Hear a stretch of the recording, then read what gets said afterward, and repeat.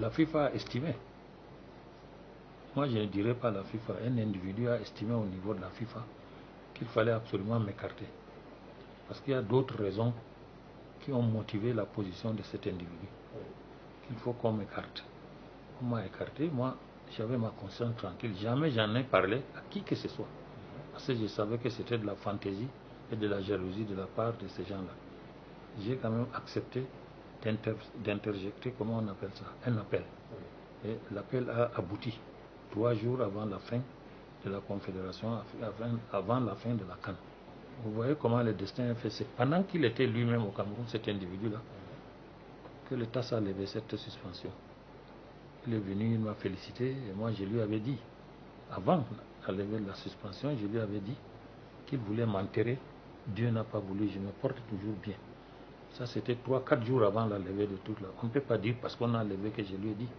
Je lui ai dit parce que je savais que c'était un truc monté de toutes pièces. Bon, aujourd'hui, l'affaire est terminée. Je n'ai rien contre lui. Je lui souhaite bonne continuation au niveau de la FIFA. On m'a dit qu'il craignait que j'allais être candidat contre lui. Et c'est pour ça qu'il a pris cette décision. Dit-on. Bon, moi, de toutes les façons, ce qui est sûr, c'est que je n'ai rien fait. Une suspension qui n'a... Je n'ai jamais, pendant mes 29 ans de règne de la fédération, à la Confédération africaine de football, je n'ai jamais pris une décision sans associer tous les membres. Ils ont dit non, j'ai signé avec la Gardère, tout simplement en dehors, tout ça pour insinuer peut-être que la Gardère m'a donné de l'argent. Alors que c'est le comité exécutif, dans son ensemble, qui avait pris cette décision de signer avec la Gardère avant que l'équipe égyptienne vienne. On avait déjà travaillé avec la Gardère 2 années avant. Donc, tout ça, c'est des prétextes pour pouvoir m'écarter. Il m'a écarté. Aujourd'hui, Dieu m'a remis dans ma conscience parce que je suis tranquille. Personne ne peut accepter qu'on lui crée des problèmes qui n'existent pas. Surtout le genre de problèmes de corruption, de vol et tout. Et avant d'être à la CAF, j'étais président de la Fédération camerounaise de football. Partout où je suis passé, je n'ai pas pris un franc. Jamais. Aujourd'hui, c'est vrai. Les gens de la FIFA qui avaient pris cette décision sont venus me féliciter, alors qu'ils savaient que c'était de l'hypocrisie. Je ne voudrais pas soulever des problèmes. Ce que vous dites est vrai, mais je vais citer personne, mais moi je le connais. Je ne vais pas le citer pour pouvoir vous faire plaisir. Je ne le cite pas. Il y a des gens qui ont marché avec lui pour pouvoir faire ce que... Et même des Camerounais, pour pouvoir faire ce qu'ils ont fait. Bon, mais je ne vais pas le citer. Dieu a fait en sorte que l'affaire soit close. Elle est clôturée. Bon, je leur souhaite comment dire, continuer à faire ce qu'ils ont à faire. Ils trouveront peut-être un jour quelqu'un qui voudra très bien faire des problèmes, des discussions ou la guerre avec eux. Ce n'est pas mon cas. Non, de toutes les façons, j'ai même dit à qui veut l'entendre, c'est pas normal. Comment voulez-vous que le président de la FIFA désigne le secrétaire général de la CAF? Comment le président de la FIFA peut désigner?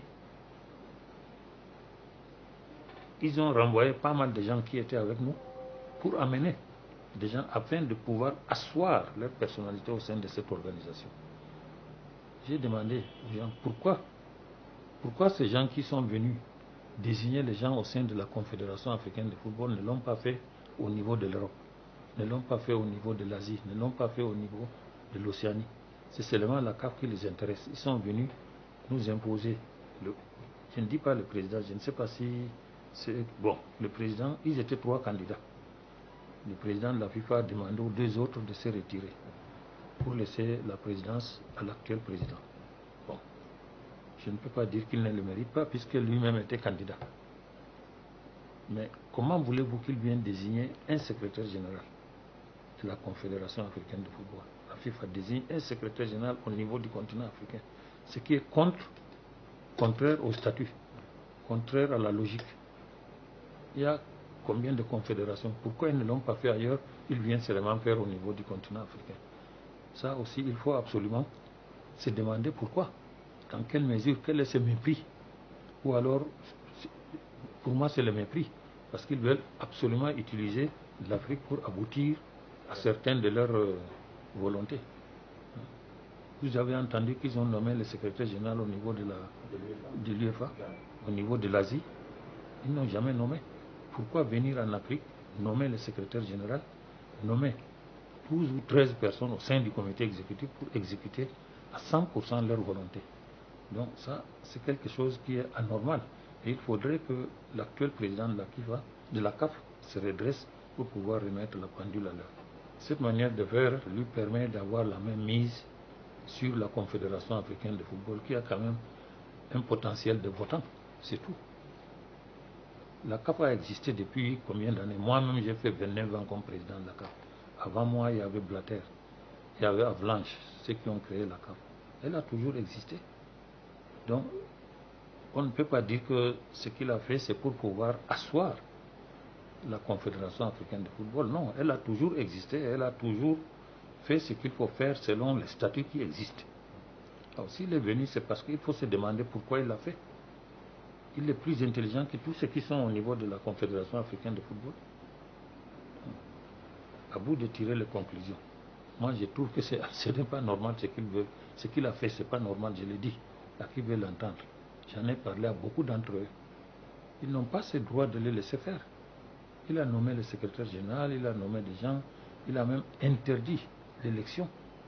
Les 3 candidats là, il les a appelés, il dit bon, celui-là est président, vous allez être premier, deuxième, vice-président. Pourquoi? Il faut laisser les Africains choisir leur président. Donc, ce n'est pas du tout normal.